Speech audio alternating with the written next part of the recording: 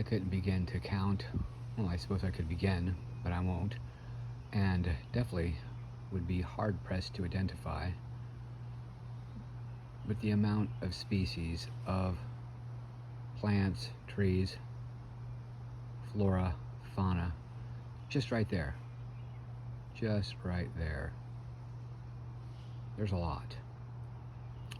There are many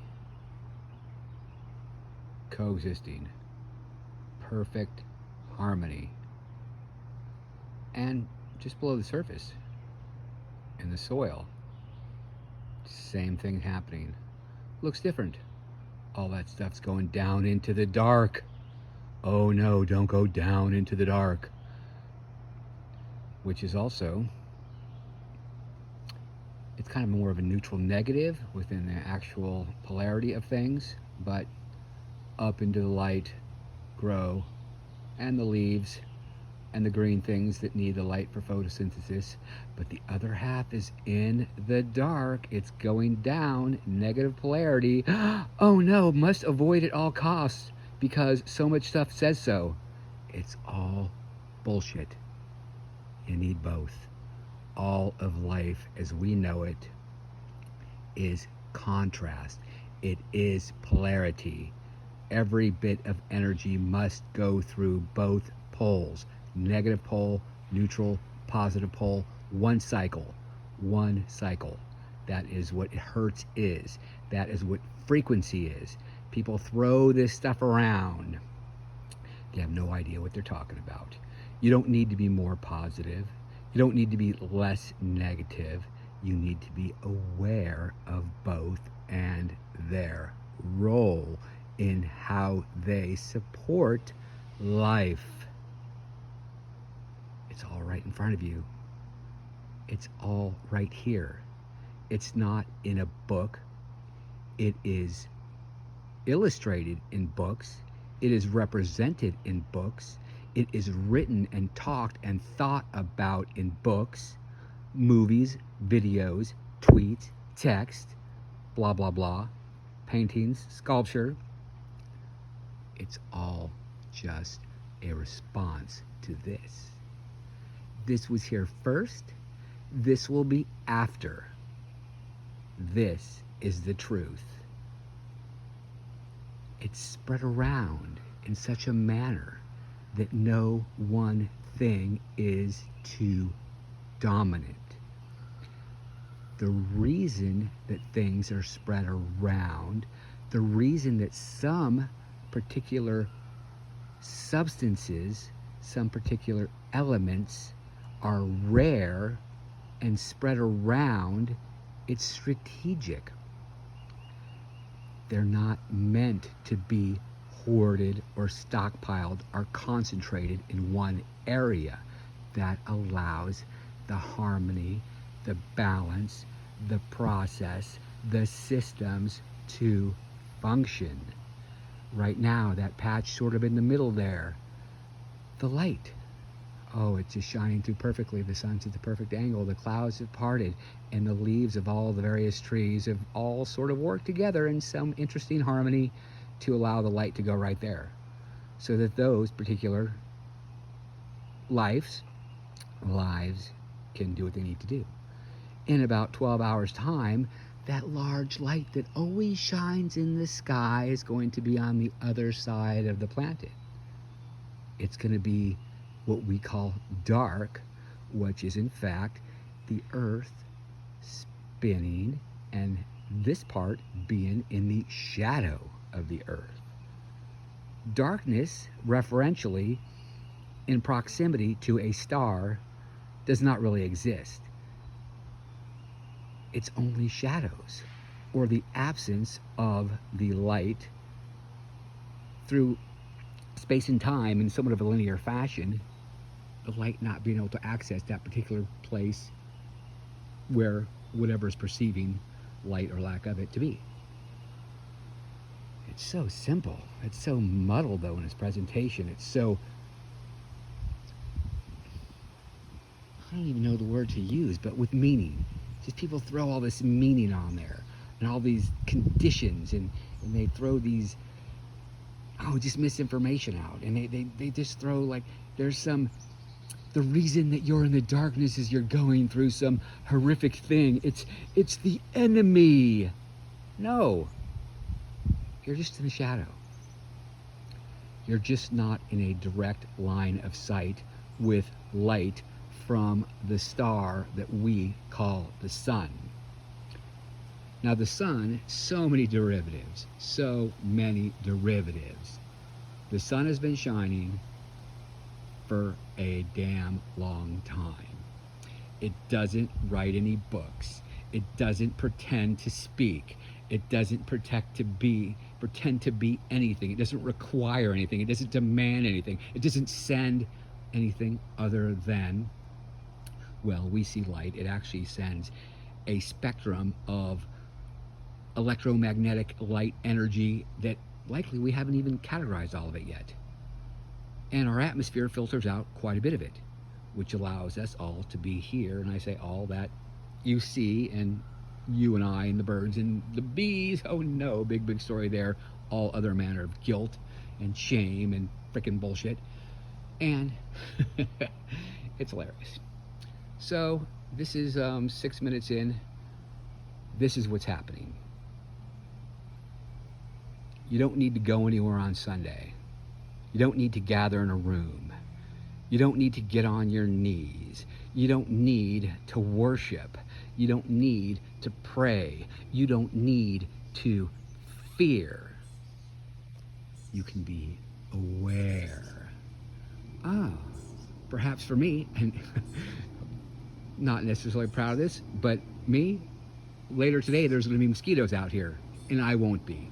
Those mosquitoes like me much more than I like them. Something seriously wrong with me, I'm sure. No, actually, I just prefer not to get these little itchy welts on me. And I can't begrudge these little mosquitoes who have this incredible need and desire and perhaps even lust for my blood. The little vampires. Oh, no, just kidding. Sorry, had to laugh there. But anyhow, so yeah.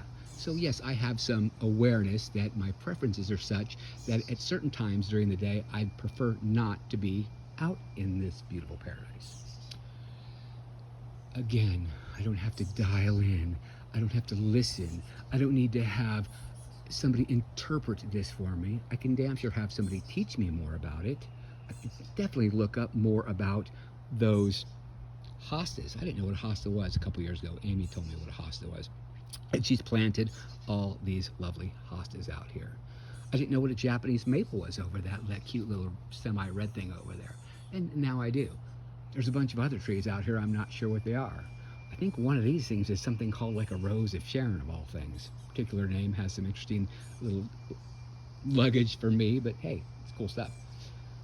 All kinds of fun stuff out here. Again, I can read about it, I can learn about it to inform, to quell an interest, not to fear. Now, I think there might be some poison ivy out there. I can know about that. Poison ivy isn't evil.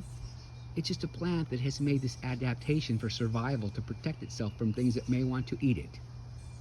Thorns on the rose, well, it's around the corner, you can't see over there. An adaptation, there's a little bird. The rose, again, thorns protect it. It's an adaptation so that it will avoid being eaten. All plants, since they can't run, since they can't necessarily fight, have these adaptations.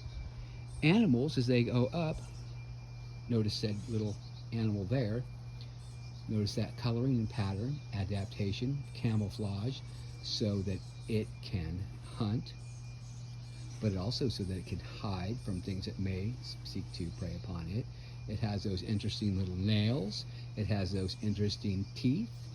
It has those whiskers that inform its very, nearsightedness. They actually use that. It's like their little antennae for very close by. Its eyes, pupils, much different than ours. Evidently, they see in the dark much better than us. Its ears, what it does, the way it wiggles them things around and how it perceives its surroundings, much different than ours. So thresholds of sensory perception, much different. Again, adaptation. Not because it's some evil thing, not because it's some wonderful light angelic being. It's just an adaptation. Just an adaptation. Variations on a theme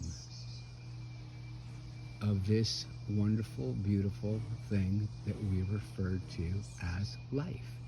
And it's all life. It's all life. And if you choose to overlay some meaning, to add some nuance, to expand some definitions, life can also be synonymous or the same as love. It's all love.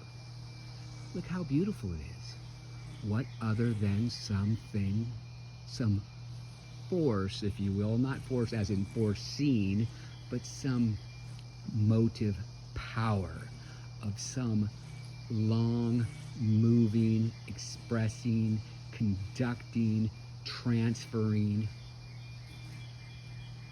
force, phenomenon, other than love, would or could do something so beautiful. It's all love. Life. It begins and eventually it will do what could be perceived to end, but that's life too. Birth and death occur within life. Now, that cat, he's a few years old. In another few years, many years, he'll cease to exist. He'll go through that transition we refer to as death. But life will still be here. Each leaf on that tree will be gone at the end of this year. The tree will still be alive. The leaf has expired. It falls into the ground. It decomposes. It becomes the soil which, when watered, feeds and sustains the tree that it grows in. Wow, a cycle. The leaf perhaps is no longer the leaf as we see it, but within a year or two, it is right back in the same tree. It might be bark the next time. It might be a root the next time. It might be a branch the next time. There is, what do they call that stuff? Reincarnation. How about just incarnation? How about the cycles of life? So it is. So it will be. No need to worship. You can be in awe of it. You can love it. You can be in appreciation with it. You can do anything you want with it. It's been here before us. It'll be here after us. It requires really nothing. It makes no conditions. If we live with it, it will be the same. If we force our will upon it, we'll likely screw it up, and in doing so, screw ourselves. Cheers.